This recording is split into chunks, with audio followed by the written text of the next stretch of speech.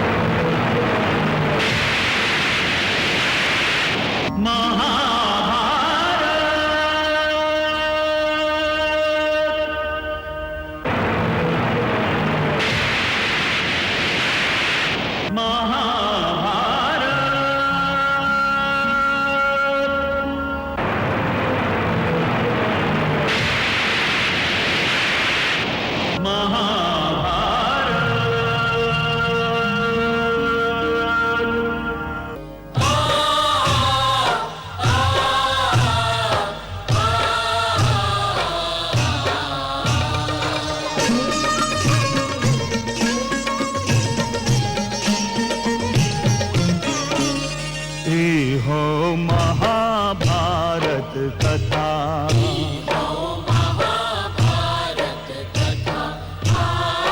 महाभारत कथा,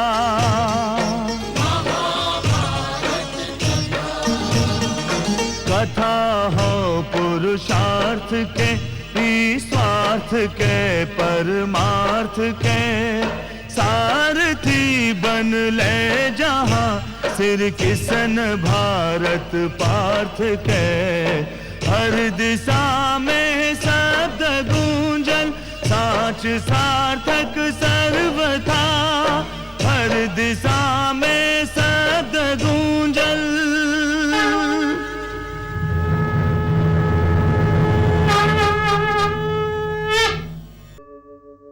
यदा यदा हि धर्मस्य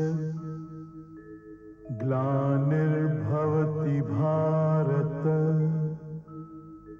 अभ्युत्थानम् अधर्मस्य तदात्मानं सृजाम्यहम्, परित्राणाय साधूनां विनाशाय च दुष्कृतां, धर्म संस्थापनार्थाय संभवामि युगे युगे।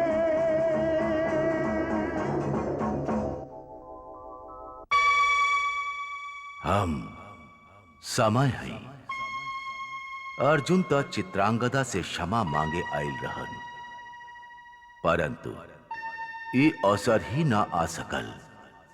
दूसर ओर बब्रुवाहन भी ये ना जान सकल कि चित्रांगदा ओकरा के केवल अर्जुन के परास्त करे के खातिर कहले रही, उनकर वध करे खातिर ना।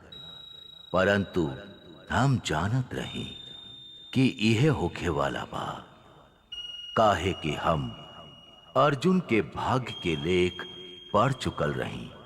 बब्रुवाहन ता ए प्रसन्नता में चूर रहे कि वो आपन माता के देल वचन निभा देले रहे।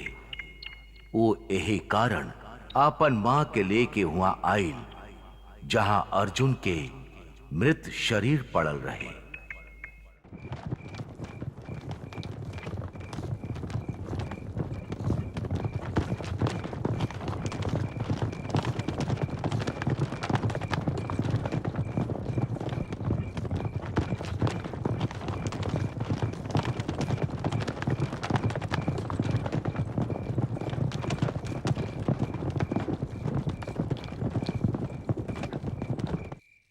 पुत्र इता मत पूछी माते, आज हम कितना प्रसन्न बानी।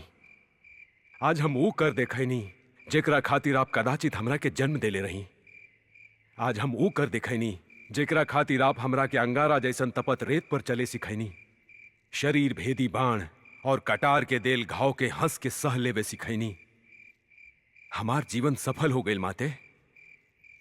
हम आपके साधना पूरा कर देनी, आपन आराधना और आपके सेवा के पूरा कर देनी। वो देखी माते, वो रहल आपके गुरु दक्षिणा। हम आते, हम अर्जुन और ओकर घमंड के धाराशाही कर देनी। विश्वास नहीं खे होता स्वयं जाके देख ली ही माते।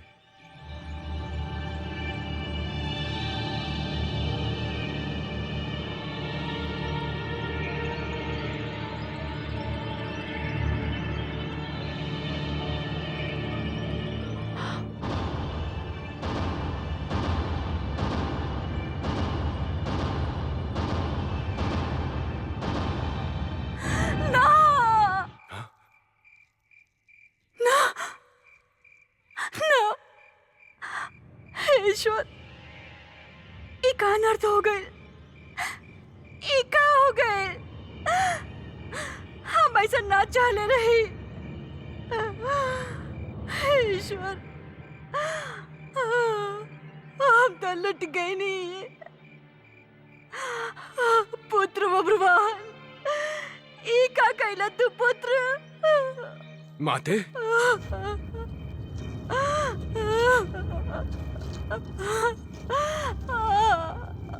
माते, ई का माते, आपके प्रसन्नता ना भइल? हम तो आप ही के कहल पूरा कहनी हम माते। आप ही तो कहले रही कि जौन दिन हम अर्जुन के परास्त कर देव, वही दिन आपके खो चुकल सम्मान लौटाई।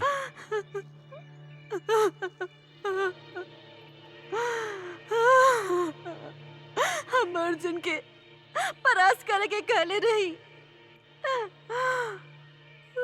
उनकर वध करे कि ना?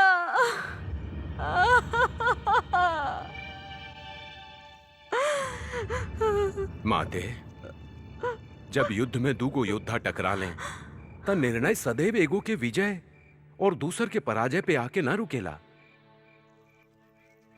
कबो कबो ये निर्णय विजय और पराजय के सीमा पार करके एगो के जीवन और दूसर के मृत्यु पे ही जाके रुकेला। अर्जुन वास्तव में आपके वर्णन और हमार कल्पना से कहीं अधिक बड़ वीर रहे। यदि हम ओकर वध ना करती तो वो हमार वध कर दिहित। माते,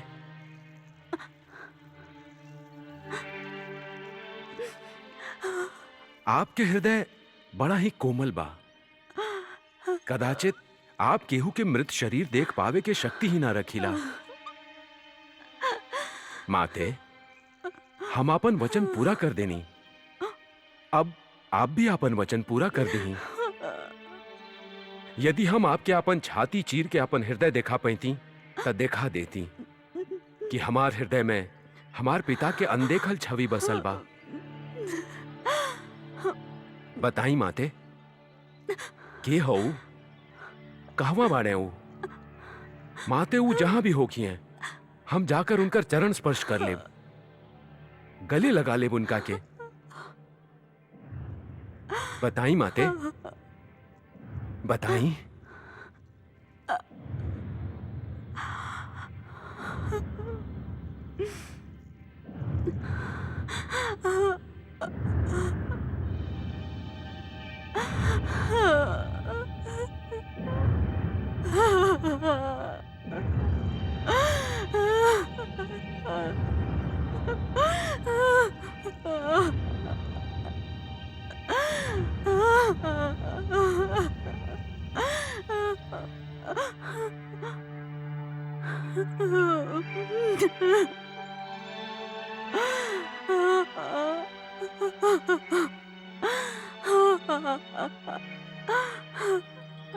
जानल चाहत तू कि तोहर पिता के हो?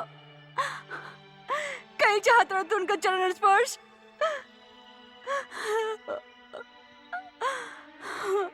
तो छू ले चरण, एक कटल शरीर के, लगा ले गले ए सर्वहीन शव के।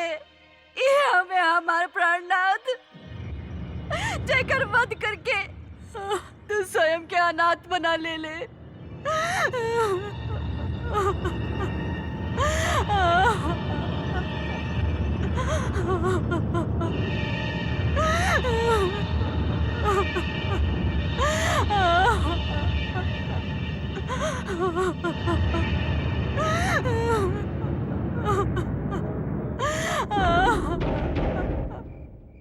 ना ना ना ई नहीं खे हो सकत माते, ई नहीं खे हो सकत। अपन पुत्र से इतना क्रूर उपहास मत करी माते। ई कैसे संभव बा? यदि ये है पिताश्री हमें, तो आप हमरा से इनका के परास्त करे के वचन काहे ले रही माते? काहे ले रही? अर्जुन, ओ समय हमरा के छोड़ के चल गए रहना जब तू गर्भ में रहला। हम तोहरा के युद्ध कौशल में ऐसे निपुण बनैनी कि तू एक दिन अर्जुन के परास्त करके इस सिद्ध कर दा कि तू उनके पुत्र हवा। कहा कि अर्जुन के केवल दूसर ही अर्जुन परास्त कर सकत रहे। दूसरा अर्जुन स्वयं अर्जुन के पुत्र ही हो सकेला। फिर हम अभागिनी आवेश में तोहरा के पराजय और वध के अंतर बतावल ही भुला गई नी, और यह भूल के कारण हमार सुहाग माटी में मिल गए। का हो गए, का हो गए पुत्र? स्वामी हमरा के क्षमा कर दी, स्वामी हमरा के क्षमा कर दी। हमरा से भूल हो गई, हमरा से भूल हो गए। हमरा के क्षमा कर दी, हमरा के क्षमा कर दी।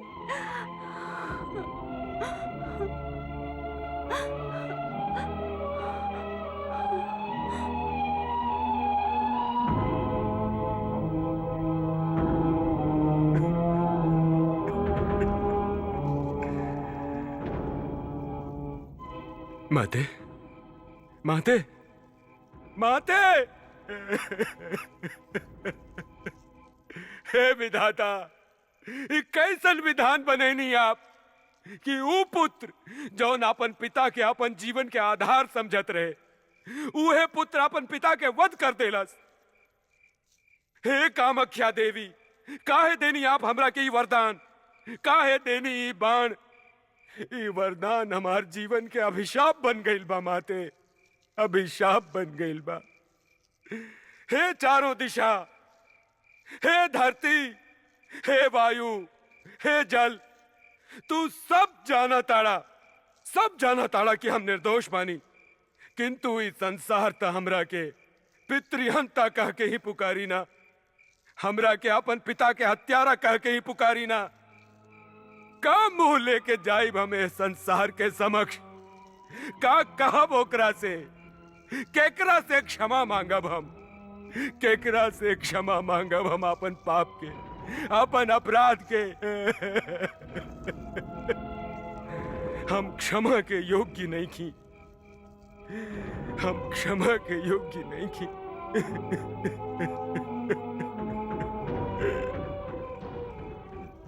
हमरा दंड मिलही के चाही,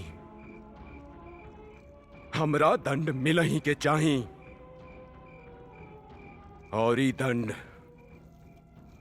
हम स्वयं अपना आप के देव। कदाचित यह दंड हमार पाप के प्रायश्चित होगी।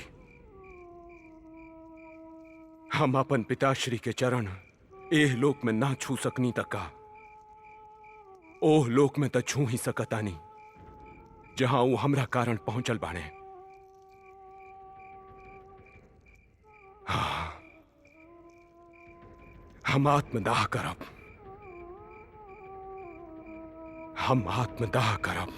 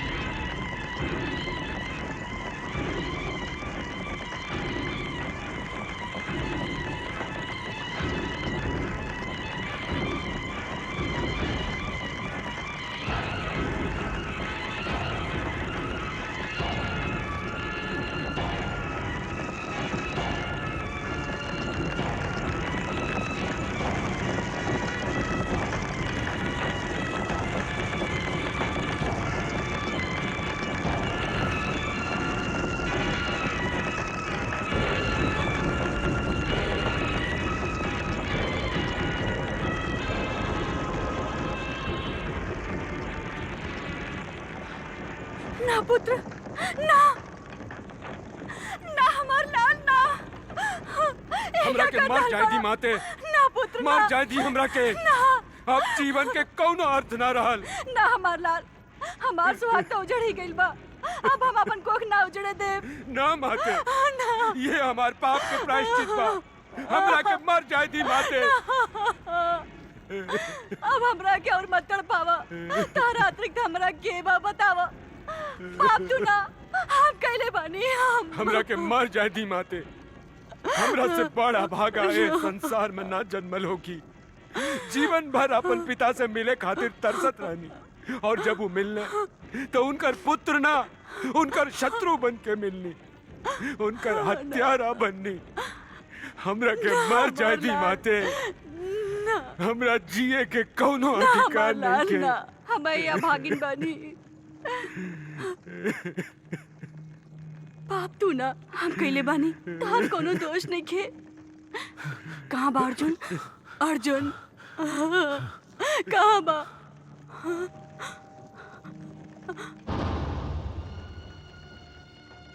ना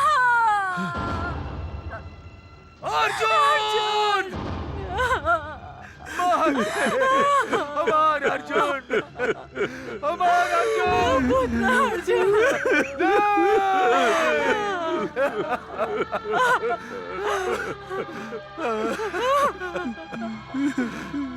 पुत्र अर्जुन! माते ही का हो गई माते।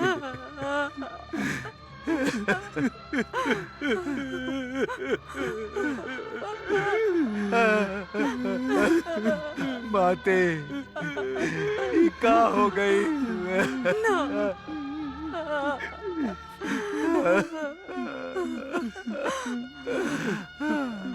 हे का पुत्र, इतना बड़ छल हमरा से कह के गइल रहला कि शांति अभियान पर जा रहल बानी, और तू सदा खातिर शांत हो गइला। तू अश्वमेघ खातिर निकलल रहला, तो हमार वंश भेद काहे कर दियाला? तू तो हमार वृद्धावस्था के लाठी रहला।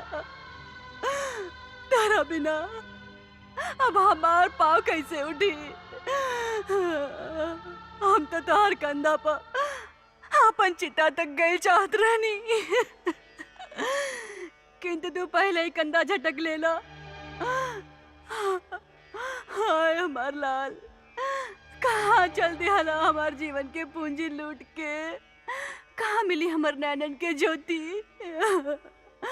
हमार मन के शांति? तू कहले रहला कि तू मणिपुर से हमार पुत्र वधु और ओकर संतान के लेके लौटबा। तू स्वयं ही ना लौट ला। हमरा के उ लोग से मिलावे से पहले चल गईला। काहे चल गईला पुत्र अर्जुन? काहे चल गईला?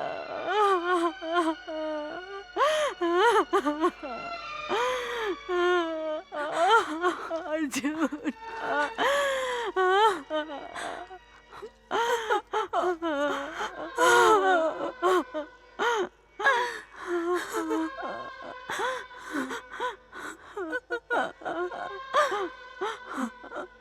हमें हुआ भागी नहीं माते, हमें हुआ आपके पुत्र वधु जी अपन हाथ से अपन मांग के सिंदूर पोंछ देली। हमें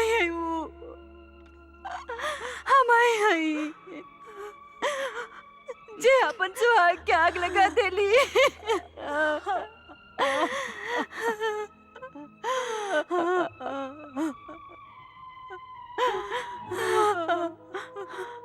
दादी श्री के पैर छुआ भागा। इनका से क्षमा मांग, इनका से क्षमा मांग। ना, हम केहू से क्षमा ना मांगब। महते, जब हम स्वयं अपना आप के क्षमा नहीं की कर सकत त के हमरा के क्षमा करी। दादी माँ, हम आपसे क्षमा ना मांगब। आप हमरा के दंड दी दादी माँ, आप हमरा के दंड दी, आप हमरा के दंड दी दादी माँ। तायाश्री, तायाश्री, आप हमार गला घोंट दी तायाश्री, आप हमार गला घोंट दी तायाश्री। आप अपन गदा से हमार शरीर के टुकड़ा टुकड़ा कर दी तायाश्री। हमरा के दंड दी तायाश्री, हमरा के दंड दी, हमरा के दंड दी तायाश्री।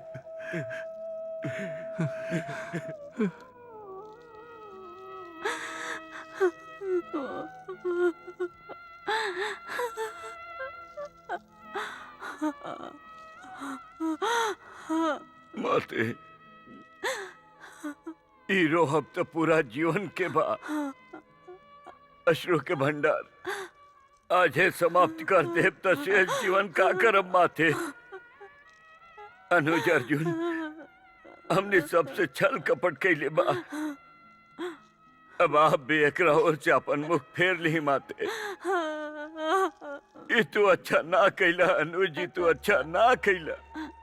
अरे हम तू तो जीवन के हर कार्य में भागीदार रहल बानी, फिर आज तू ही भागीदारी काहे तोड़ला अनुज, काहे तोड़ला? अरे लोग से जाए के समय आइल तो अकेला ही चल देला, हमरा के रोज बिलखत छोड़ के। ये तू अच्छा ना कैला अनुज, ये तू अच्छा ना कैला। अर्जुन, अर्जुन, हम तो महाभारत के युद्ध के पश्चात ही संन्यास लेत रही। हम ही मुकुट, ये सिंहासन सब तरह के देत रही अनुज। तू ही तो रोकले रहा हमरा के, तू रोकले रहा। अर्जुन, तू ही तो हमरा के सत्य के सामना करे के साहस देले रहा। और अब जब हम तोहरा कहले पे सत्य के सामना करे के साहस जुटा पाईनी, तो तू हमरा के छोड़ के चल गईला। काहे काहे छोड़ के चल गईला अनुज? हे ईश्वर, हे ईश्वर, ये राज्य, ये मुकुट, ये सिंहासन, ये सब ले ली, परंतु हमरा के हमार अर्जुन दे दी, हमरा के हमार अर्जुन दे दी। अर्जुन, अर्जुन। अब ज्ञान भइल तू लोगन के कि पुत्र के मृत्यु के शोक का होखेला। जान ले लो कि पुत्र के शव के देख के माता के हृदय पे कैसे आरी चलेला। अपन पुत्र के शव के देख के माता के मन में अग्नि भड़केला और आंख में अश्रु, किंतु अश्रुधारा न मन के अग्नि के बुझा पावेला और ना ही अग्नि नेत्र के अश्रुन के सुखा पावेला। इहे दशा हमरो भइल रहे जब हम अपन देवव्रत के कुरुक्षेत्र में तिल तिल मरत देखले रही। हमार पुत्र तहार पुत्र के अपन पुत्र कहत रहे और अपन उहे पुत्र के हाथे मारल गई। आज तहार पुत्र भी उहे प्रकार मारल गई।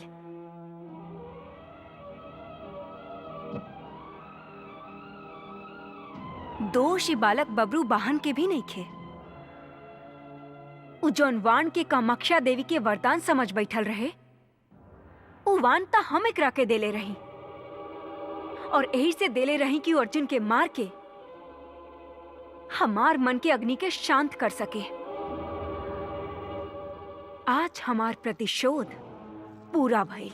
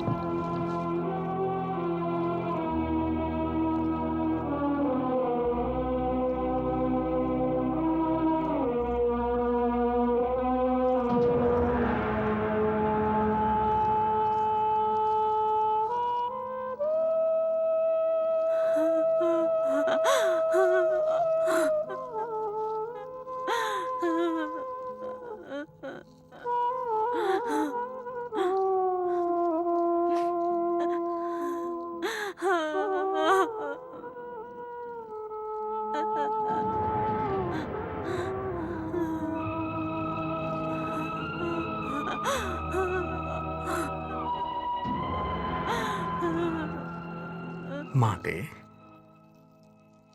हमार कान में प्रतिशोध के शब्द पड़ल। आपके मधुर वाणी में एक क्रूर शब्द के समावेश बड़ा विचित्र लागेला। परंतु आप कौना प्रतिशोध के बात कर रहल बानी? इतना भोला मत बना वासुदेव। तू जाना ताड़ा हम कौन प्रतिशोध के बात कर रहल बानी। एक दिन इहे प्रकार हमार पुत्र देवव्रत के वध भइल रहे। अच्छा,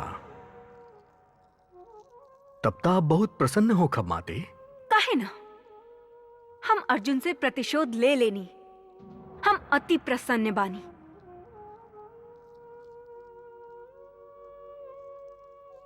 परंतु माते, अर्जुन तो आपके मुख पे फैलली प्रसन्नता के देखे से पहले ही लोक से चल गई।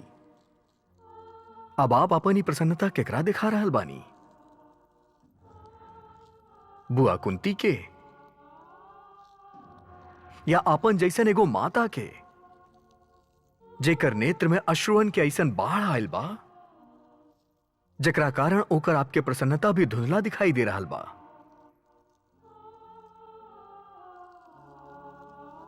तकाई सत्य नहीं खेमाते कि वास्तव में आप अपन प्रतिशोध अर्जुन से ना बल्कि आपन जैसे एगो माता से ले ले बानी। आप तो जब चाहिए अपन पुत्र से कैलाश पे मिल सकेली, परंतु एगो मां और बाड़ी जकरा अब अपन पुत्र से मिले के होखे ताई प्राण तगले बिना संभव ना हो पाई। पाप हरनी पुण्य रूपी कह के पुकारे जाए वाली माता गंगा प्रतिशोध त ले ले बाड़ी, परंतु उनका ई बात के ज्ञान नहीं के कि वो प्रतिशोध केकरा से ले ले बाड़ी।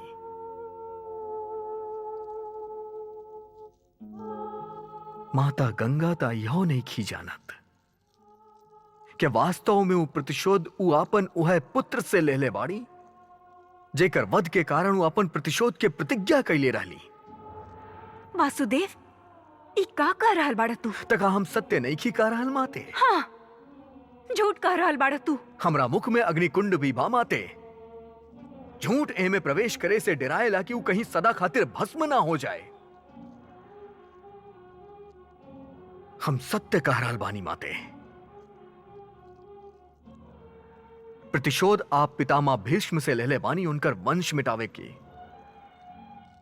अर्जुन जा चुकल बा, अभिमन्यु पहले ही चल गए रहे, और अब वब्रुवाहन भी आत्मदाह करके जाए के तैयारी कर रहा बा। अर्थात पितामह भीष्म जौना वंश के प्रति निष्ठा खातिर प्रतिज्ञा कैले रहलन, उस सारा के सारा वंश मिट जाई।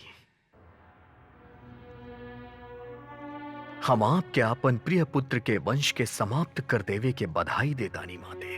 हम तो सोचले भी न रही। कैसे सोचती?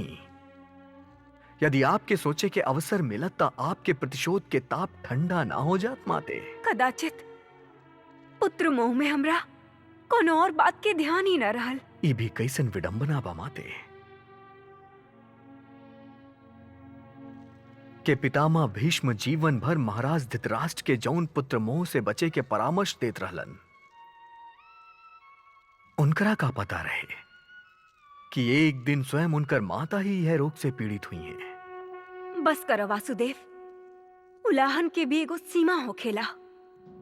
किंतु माते, प्रतिशोध के भी तो कौनो सीमा होखेला। किंतु हम उस सीमा के अब पार कर चुकल बानी। तका सीमा के भीतर लौटे के कौनो मार्ग नहीं खे माते। वाह,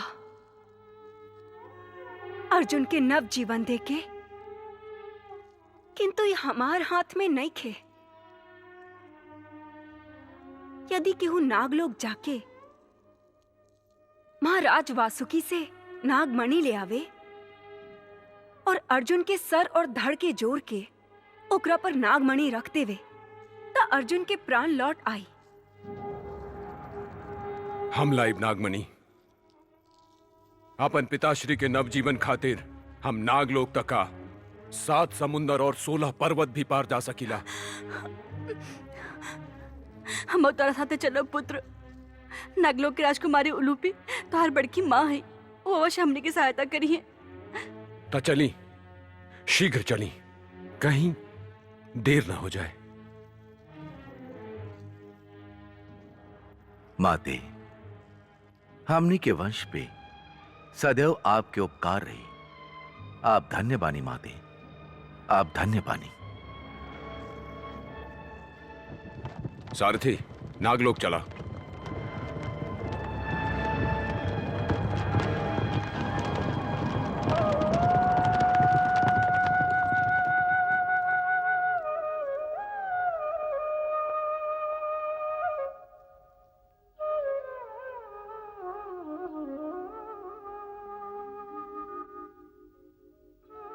कहा भाई उलूपी? उलूपी बोला तो सही, कुछ बतावा तो सही, बात का बा? तू बोलबू ना तो कैसे समझ में आई? बतावा का बात बा? बोला उलूपी, बोला। महाराज, आपने कुछ पूछी ना, ये कुछ बोली ते नहीं खे। पुत्री, का बात बा? रोवत चलल जा रहल बाड़ू, हमनी के कारण तो बतावा। तहार व्याकुलता हमनी के अधीर कर रहल बा। पता न का बात बा, प्रातः काल से ही कर इहे दशा बा। कौनो सपना तो ना देख लेले रात्रि के? ना माँ। तो फिर का बात बा? अच्छा, हम समझ गई नी। अर्जुन जब से नागलोक से गइल बा, वापस लौट के ही नहीं खे आई। एही से ओकर याद सतावत होखी। बाना इहे बात? बाना बोला ना, बाना इहे बात? ना माँ, ऐसन कोनो बात नहीं खे। न जाने ऐसन काहे लग रहल बा, केहू रह रहे के हमारे हृदय के कचोट रहल बा। आज भोरे जब हमार आंख खुलल तो हमरा ऐसन लागल हम स्वयं से नहीं खी जागल, जैसे अर्जुन हमरा के जगैले होखस। हमार कान में उनकर कराहे के ध्वनि आइल और जैसे हमरा से कह रहल होखस, अच्छा प्रिय, हम तरह से विदा लेतानी। तब से हमार हृदय हमार बस में नहीं खे।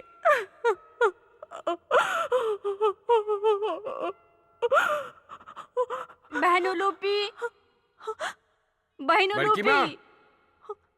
बड़की माँ, बड़की माँ। महाराज, ई कौन लोग हो सकेले? ये नागलोक के वासी नहीं खन हो सकत। उलूपी, ई केकर आवाज हो सकेला? कहीं चित्रांगदा और ओकर पुत्र के आवाज त ना? चित्रांगदा और ओकर पुत्र? हमरा के बड़की माँ कहे वाला चित्रांगदा के पुत्र ही हो सकेला। पुत्री ठहरा तो सही। ना पिताश्री, अवश्य ही कोनो विपदा आ पड़ल बा, और यदि चित्रांगदा और ओकर पुत्र बा तो हमरा उनका पास जाए के होखी। हम उन लोग पे बड़ा अत्याचार कैले बानी।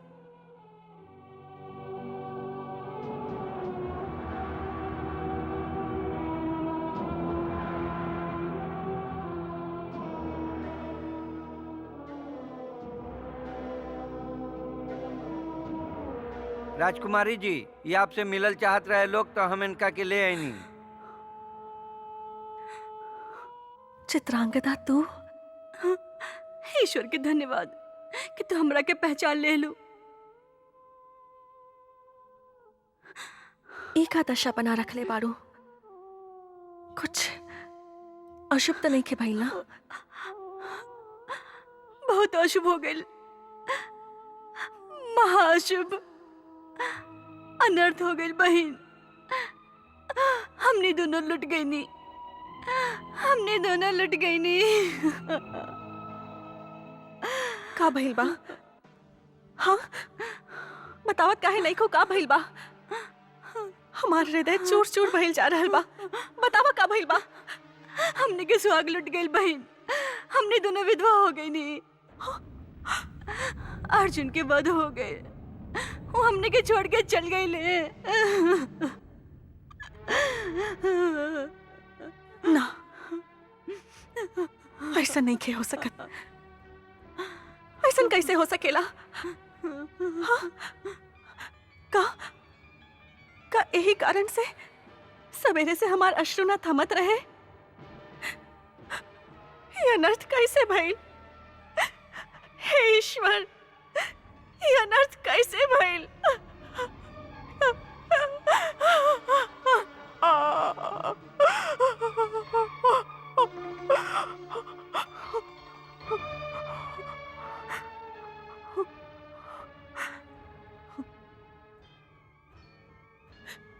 के कैला सुनकर वध? हाँ, के कैला सुनकर वध? बड़की माँ, ई पाप हमरा अभागा के हाथे भइल बा। ई घोर पाप हम ही कैले बानी।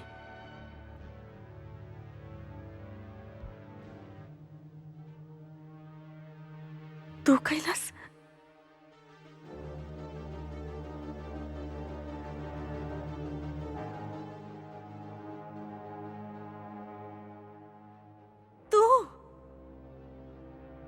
किंतु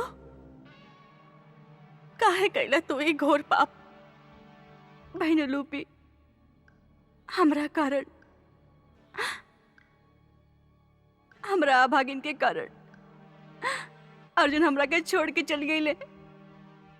और हम आवेश में आके अपन पुत्र के ये बतैले भी ना कि अर्जुन के पिता हमें ओकरा के अर्जुन के परास्त करे के शपथ दे देनी। बड़की माँ, वो तो हमरा से कहत रहले कि वो हमार पिता समान बाड़े। हमरा के देख के उनका हमरा पे प्यार आवता, किंतु हम अभागा ना तो सत्य के सुन सकनी ना ही देख सकनी। अपन शपथ पूरा करे के धुन में हम आन्हर और बहिर हो चुकल रही। ये सब अनर्थ हमरे कारण भइल बा बड़की माँ।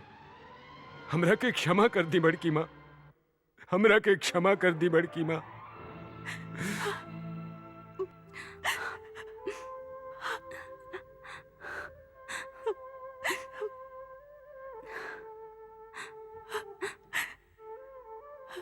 ना पुत्र, यदि अनर्थ खातिर कोनो व्यक्ति कारण बा तो हम हैं। हम ही उनका के तहार माता के विरुद्ध भड़कैले रही।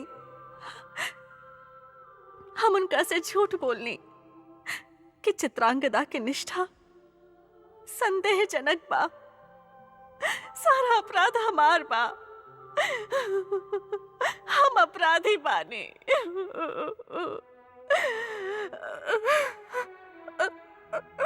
इस सब बात के समय नहीं के बहन। हमने के अपन पति के जीवन वापस लावे के बा। वापस लावे के बा? किंतु कैसे?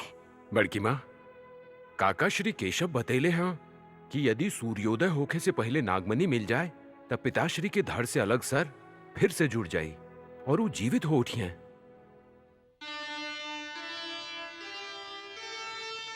स्वयं उलूपी ने कभी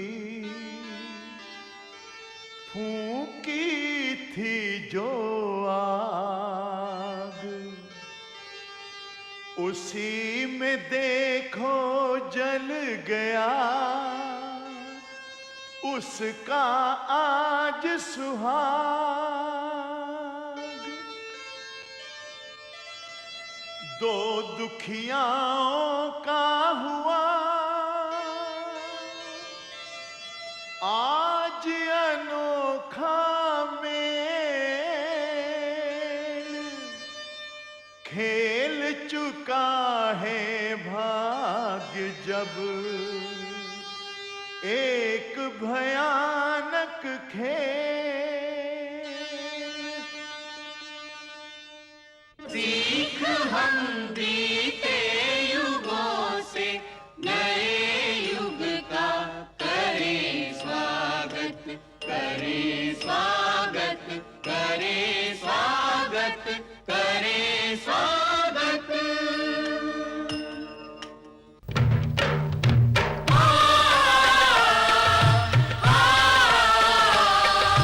भारत कहो कहानी सदियन से भी पुरानी, हो ई ज्ञान गंगा